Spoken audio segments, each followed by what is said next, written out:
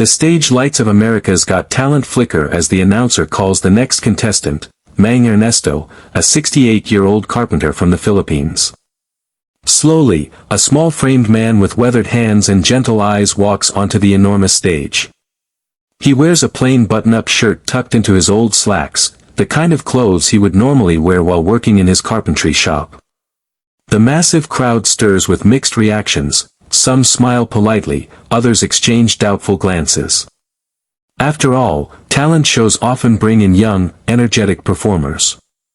Few expect much from an elderly man who looks as if he belongs in a workshop rather than under a spotlight.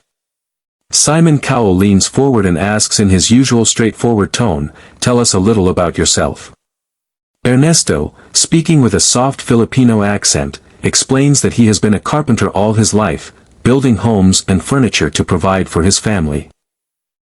His words are humble, almost apologetic, as if stepping onto such a glamorous stage is too bold for someone like him. He admits that his true dream has always been to sing, but working to feed his children left no time for chasing fame. Now, with his children grown and his body aging, he wants to share his voice, if only once, before it is too late. The audience quiets. A mixture of curiosity and doubt lingers in the air.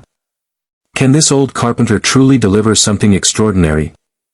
The judges exchange subtle looks, each preparing for the possibility of an awkward performance. Then, the spotlight shines brighter, the background fades to black, and Ernesto takes a deep breath. His rough, calloused hands grip the microphone tightly. In that fragile silence, the stage no longer belongs to doubters, it belongs to him.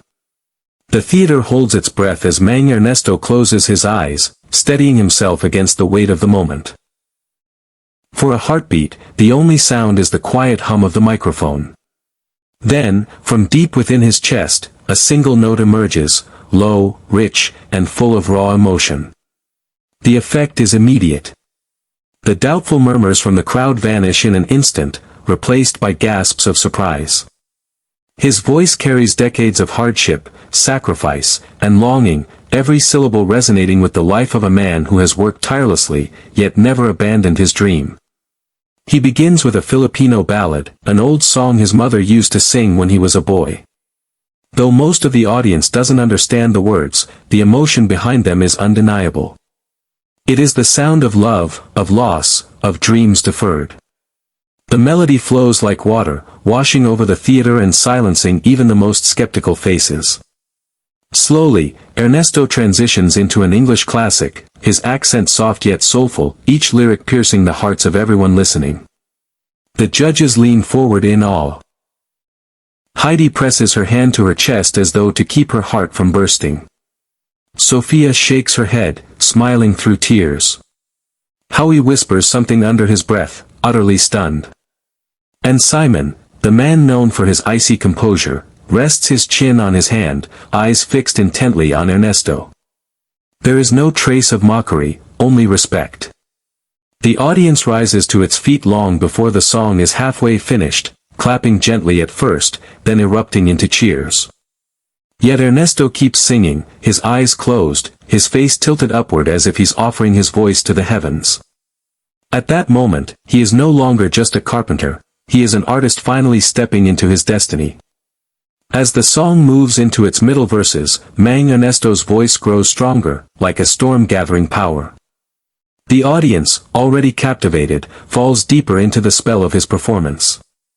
His once timid posture transforms. He no longer looks like a shy carpenter but like a man who has finally found the place he was always meant to stand. His hands, rough and calloused from years of carpentry, tighten around the microphone, and his body sways gently with the rhythm. Every note climbs higher, carrying with it the weight of sacrifice, the ache of dreams postponed, and the beauty of hope that never died. The music swells, and Ernesto lifts his chin, his eyes glistening under the lights. His voice cracks for just a moment, not out of weakness, but from pure, unfiltered emotion. That imperfection makes the performance even more powerful. Tears stream down the faces of audience members, some clutching their chests, others holding up their phones to capture what feels like history in the making. The camera cuts to the judges, Heidi wipes away a tear, Sophia clasps her hands together as if in prayer, and Howie mouths, "Wow," in disbelief. But it is Simon who holds everyone's attention. He leans forward, elbows on the desk, eyes fixed on Ernesto with rare intensity.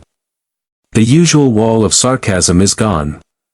Instead, Simon looks as though he is reliving his own memories through the music, transported by the raw sincerity of a man who sings not for fame, but for truth. As the song reaches its soaring climax, the audience begins clapping in unison, urging Ernesto higher. His voice rises, shaking the rafters, echoing through the theater like a prayer answered after a lifetime of waiting. By the time he delivers the final lines, the entire hall is on its feet, cheering, crying, and believing. The final note of Mang Ernesto's song hangs in the air, trembling like the last ember of a dying fire. Then, silence. For a single, breathtaking second, the theater is utterly still. And then, the room erupts. The audience explodes into thunderous cheers, applause echoing so loudly it shakes the walls. People leap to their feet, some crying, others whistling, everyone united in awe of what they just witnessed. Ernesto lowers the microphone slowly, his hands trembling, his chest heaving from the emotional weight of the performance. Tears glisten in his eyes as he bows his head. The confetti hasn't even fallen yet, but the moment already feels golden. The camera zooms in on Simon Cowell. He rises from his seat, clapping harder than anyone. His usually sharp and critical expression has softened, his eyes glassy with emotion. For a man famous for keeping his walls high, Simon looks visibly moved.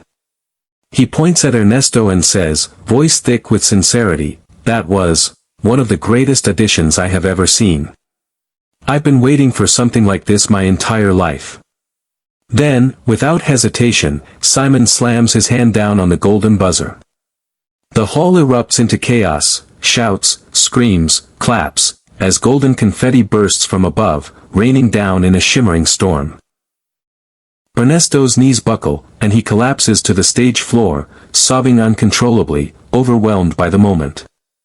The judges stand, clapping, cheering, wiping away tears. The audience chants his name, Ernesto. Ernesto. Simon steps onto the stage, walking past the falling confetti. He kneels beside Ernesto and embraces him, saying softly so only he can hear, "You deserve this. The world needed to hear you." In that shining rain of gold, Ernesto is no longer just a carpenter from the Philippines. He is a dream fulfilled, a voice immortalized, a symbol of hope. Backstage, Mang Ernesto wipes golden confetti from his hair, still trembling as he tries to process what just happened. Reporters and crew rush toward him, microphones extended, but his first instinct is simple humility. With tears in his eyes, he says softly, "I never thought this would happen to me. I am just a carpenter. I only wanted to sing once before my time is gone." His words strike deep, reminding everyone that greatness can come from the most unexpected places. Meanwhile, the clip of his performance spreads like wildfire across social media. Within hours, millions are watching the video online. Comments flood in from around the world, "This man made me cry, I haven't felt this inspired in years, dreams have no age limit." In the Philippines, families gather around their televisions and phones, celebrating their kababayan. Entire communities beam with pride, declaring that one of their own has shown the world the true Filipino spirit, resilience, humility, and passion. On stage, the judges reflect on the moment. Heidi calls him a living example of courage. Sophia says his story will inspire generations. Howie insists that Ernesto just proved age is not a barrier to chasing dreams. And Simon, the man hardest to impress, declares Ernesto's audition as one of the most unforgettable in the history of the show. But the legacy is larger than the stage. Around the world, elderly people who once thought their dreams had passed begin to find new courage. Younger generations, too, are reminded of the sacrifices their parents and grandparents made, realizing the silent power of those who worked without recognition. For Ernesto, the golden buzzer is more than a ticket to the next round, it is a symbol that dreams deferred are not dreams denied. His voice has become a torch, lighting hope for millions.